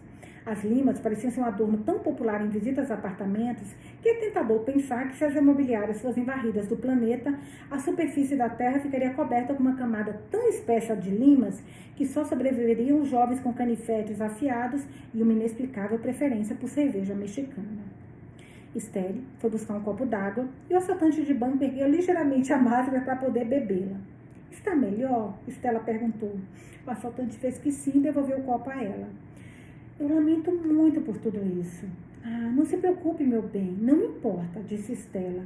Devo dizer que achei inteligente da sua parte não ter vindo aqui para assaltar o apartamento, porque isso não teria sido muito inteligente, não é? Porque a polícia saberia em segundos onde encontrar você. Era o banco do outro lado da rua que você planejava assaltar? Não é um desses bancos modernos que não tem dinheiro vivo? Sim, obrigado. Eu percebi isso, o assaltante respondeu com os dentes cerrados. Inteligente, Zara declarou. O assaltante de banco virou-se para ela, perdendo totalmente o controle e gritando do jeito que se faz quando as crianças começam a brigar no banco de trás do carro. Eu não sabia, tá bom? Qualquer um pode cometer um erro. Roger, cujo instinto, sempre que alguém gritava, independentemente do contexto, era sempre gritar mais alto, gritou. Tudo que eu quero é uma informação. Então, o assaltante do banco gritou, deixe-me pensar. Ao que Roger gritou, você não é muito competente como assaltante de banco, sabia? Em seguida, o assaltante do banco brandiu a pistola e gritou, sorte sua, não é? Rô rapidamente deu um passo à frente e gritou: ok, pare de gritar agora, não é bom para o bebê. O que era indiscutivelmente uma verdade, claro, porque os bebês acham qualquer gritaria perturbadora. Rô havia lido isso no mesmo livro que lhe dissera que a gravidez era uma jornada compartilhada. Após esse pronunciamento, ela se voltou para Júlia, como se esperasse que uma medalha. Júlia revirou os olhos. Sério, Rô? Alguém está apontando uma arma para nós e você está preocupada com algumas vozes alteradas? Nesse inteirinho, Estelle deu um tapinha gentil no braço do assaltante do banco e explicou. Sim, aquelas duas vão ter um bebê juntas, embora elas sejam de... bem, você sabe. Ela piscou para o assaltante de banco como se tudo isso fosse o que precisava dizer. Não parece ter funcionado. Então Estela ajeitou a saia e mudou de tática. Bem, não vejo por que tenhamos que brigar. Não podemos começar nos apresentando? Meu nome é Estela. Você ainda não disse qual é o seu nome. Com uma inclinação de cabeça e um gesto em direção à máscara, o assaltante do banco disse: olha, essa não é uma boa pergunta para me fazer. Estela assinou com a cabeça, desculpando-se imediatamente e virou-se para os outros. Bem, então talvez devemos supor que nosso amigo aqui quer permanecer anônimo. Mas vocês todos poderiam se apresentar, não poderiam? Ela disse apontando para o Roger. Roger murmurou. E meu nome é Ana Lena. Ana Lena disse, acostumada a não lhe perguntarem nada. Eu sou a Rô, e essa é a minha mulher Julie. Ai! Rô disse segurando sua canela. O assaltante do banco olhou para todos eles, depois fez um ligeiro gesto com a cabeça. Ok, olá. Então, agora todos nós nos conhecemos. Adorável, Estelle declarou, tão feliz que bateu palmas. E para uma pessoa tão frágil, ela podia bater palmas com uma força surpreendente. O que não é aconselhável de se fazer numa sala em que alguém está segurando uma arma, porque naquele instante, todos acharam que o súbito aplauso tivesse sido um tiro e se jogaram no chão. O assaltante do banco pediu meia hora para todo mundo ficar no chão e bater palma, a Estelinha de 90 anos, bater palma para todo mundo deitar. O assaltante de banco olhou surpreso para os corpos deitados e, coçando a cabeça, virou-se para Estelle e disse: obrigado, isso foi muito útil da sua parte. Ana Lena estava deitada em posição fetal sobre o tapete na frente do sofá e teve dificuldade para respirar por meio minuto, até que percebeu que era porque Roger, quando pensou ter ouvido um tiro de pistola, havia se jogado em cima dela. Bonitinho. Capítulo 31, página 146. Entrevista com testemunha. Data 30 de dezembro. Nome da testemunha. Agora a nossa Estelle. Nossa, Jim Estelle. Jim e Estelle. Jim, eu realmente lamento por tudo isso. Tentaremos levá-la para casa o mais rápido possível. Estela, não se preocupe. Para ser franca, tudo foi bastante emocionante. Na maior parte do tempo, não acontecem coisas emocionantes quando se tem quase 90 anos. É claro, sim. Bem, meu colega e eu gostaríamos muito de pedir-lhe que olhasse este desenho. Nós encontramos na escada do prédio e achamos que mostra um macaco, uma rã e um alce. A senhora reconhece isso? Não, acho que não. É realmente um alce? Não sei mesmo. Para ser sincero, não tenho certeza se isso de fato importa. A senhora se importaria de me dizer o que estava fazendo naquele apartamento? Eu estava lá com meu marido, Knut. Bem, ele não estava lá na hora. Ele ainda estava estacionando o carro. Íamos dar uma olhada no apartamento para nossa filha. Notou algo em particular sobre as outras pessoas que já estavam lá antes do assaltante do banco aparecer? Não. Antes eu só tive tempo de falar com aquelas mulheres simpáticas você sabe, de Estocolmo. Que mulheres? Você sabe, as de Estocolmo. A senhora está piscando como se eu devesse saber o que isso significa? Rô e Jules, elas vão ter um bebê juntas, mesmo que ambas sejam de Estocolmo. A senhora quer dizer que elas são homossexuais? Estelle, não há nada de errado nisso. Eu não disse que havia disso, Jim. Estelle, tudo bem hoje em dia. Jim, claro que sim, eu não insinuei ao contrário. Estelle, eu acho maravilhoso. Realmente acho que hoje em dia todo mundo seja livre para amar quem quiser. Gente, como se apaixonar por essa Estelle? Levar você para casa, sua linda. Jim, gostaria de deixar absolutamente claro que compartilho dessa visão. Estelle, na minha época seria considerado bastante insólito, sabe? Duas pessoas se casarem e terem um filho quando as duas são, bem, você sabe, de Estocolmo. Sim, mas na verdade, sempre gostei de Estocolmo, sabe? É preciso deixar as pessoas viverem a vida como quiserem. Quer dizer, isso não significa que eu estive em Estocolmo. Não fui, claro que não. Eu não sou, quer dizer, eu nunca. Eu sou casada e feliz com o Knut. Estou muito feliz com o de costume, sabe? O Jim, não tenho mais a menor ideia do que estamos falando. Ai, meu Deus do céu. Agora é o último capítulo. Capítulo 32, página 148. Quando a primeira... Vou colocar um negocinho aqui, peraí. Desculpa. Quando a primeira sirene de polícia foi ouvida na rua, o assaltante de banco correu para a varanda e espiou por cima do corrimão. Foi assim que as primeiras fotos do celular borradas do pistoleiro mascarado apareceram na internet. Depois, mais policiais apareceram. Merda, merda, merda, merda, merda! O assaltante já pediu baixinho, voltando depressa para dentro do apartamento, onde todos, exceto Júlia, ainda estavam deitados no chão. Não posso mais ficar deitada aí porque preciso ir ao banheiro. Ou você quer que eu faça tudo no chão? Júlia protestou defensivamente, embora o assaltante não tenha dado nenhum sinal de que fosse dizer alguma coisa. Não que isso fizesse muita diferença, Zara disse olhando para o piso de parquet com cara de nojo. Rô, que parecia ter muita experiência em ouvir gritos, apesar de realmente não ter dito nada, sentou-se e deu um tapinha consolador na perna do assaltante do banco. Não leve os gritos de Júlia com você para o lado pessoal. Ele está um pouco sensível, porque o bebê está dançando disco music na barriga dela, sabe? Informações pessoais? Não, Rô! Júlia rugiu. Elas têm uma definição para o que é considerado pessoal, Júlia e Rô, embora Júlia seja a única que entende essa definição. Na verdade, você está falando com o nosso assaltante de banco aqui? Você não me disse para eu não conversar com os outros potenciais compradores? Rô falou na defensiva. Mas eu não sou começou o assaltante de banco, mas foi abafada por Júlia. Não faz diferença, Rô. Pare de fazer amigos. Eu sei como isso acaba. Eles contam a história de sua vida e depois você fica com pena quando temos que fazer uma oferta maior do que o deles pelo imóvel. Isso aconteceu uma vez, Rô gritou atrás dela. 3 vezes, Júlia disse chegando à porta do banheiro. Rô gesticulou, desculpando-se com o assaltante do banco. Júlia disse que sou o tipo de pessoa que se recusa a comer peixe frito depois de ver os golfinhos no centro da vida marinha. O assaltante de banco assentiu com compreensão. Minhas filhas são assim. Rô sorriu. Você tem filhas? Quantos anos ela tem? Os números deram um nó na garganta do assaltante de banco. 6 e 8. Zara pigarreou e perguntou. Elas vão herdar os negócios da família, então? Magoado, o assaltante do banco piscou e olhou para a pistola. Eu nunca fiz isso antes. Eu não sou delinquente. Eu espero mesmo que não, porque você é terrivelmente ruim nisso, Zara declarou. Por que você tem que ser tão crítica? Rô gritou com ela, defendendo o assaltante, né? Não estou sendo crítica, dando feedback só, Zara disse. Não consigo imaginar você sendo competente em roubar pessoas, Rô falou. Eu não roubo pessoas, eu roubo bancos, o assaltante interrompeu. E até que ponto é competente nisso numa escala de 1 a 10? Zara perguntou. O assaltante do banco olhou para ela timidamente. 2, talvez. Você pelo menos tem um plano de como vai sair daqui? Zara perguntou. Pare de ser tão exigente. Criticar não ajuda ninguém a melhorar, Rô disse criticando. Zara examinou Rô atentamente. Sua personalidade é assim mesmo? Você está feliz com isso? Logo você vem me dizer isso. Rô começou, então o assaltante tentou acalmar os ânimos. Vocês poderiam apenas, por favor, eu não tenho um plano, eu preciso pensar. Não era para ser assim. O quê? Rô perguntou. A vida, o assaltante resmungou. Zara tirou o celular do bolso. Ok, vamos chamar a polícia e resolver isso. Não, o assaltante do banco disse. Zara revirou os olhos.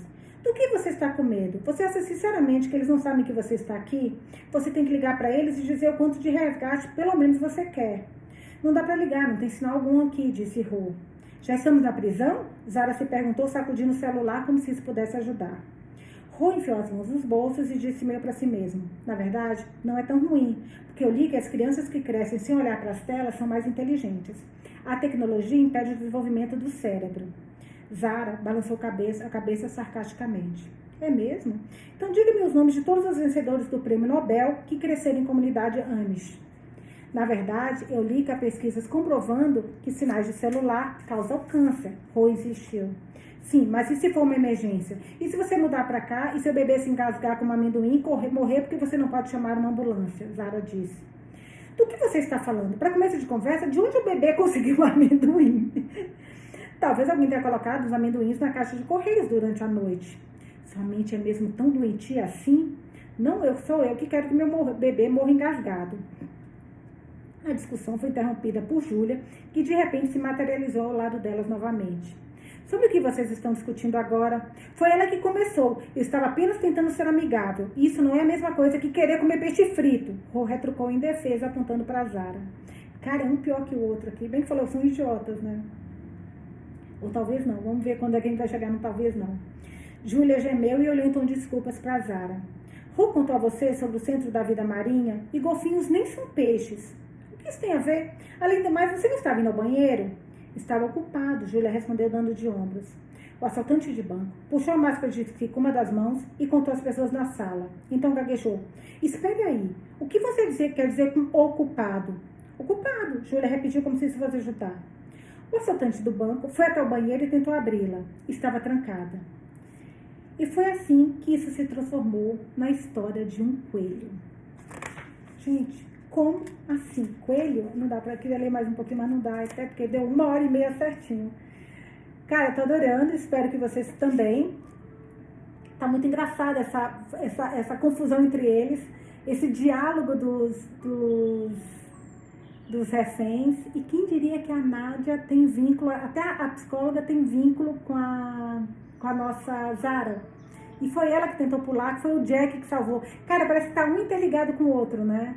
Tô adorando, quero muito saber o que vocês estão achando. E quem é que tá nesse apartamento, nesse banheiro trancado, pelo amor de Deus? Agora eu tô curiosa.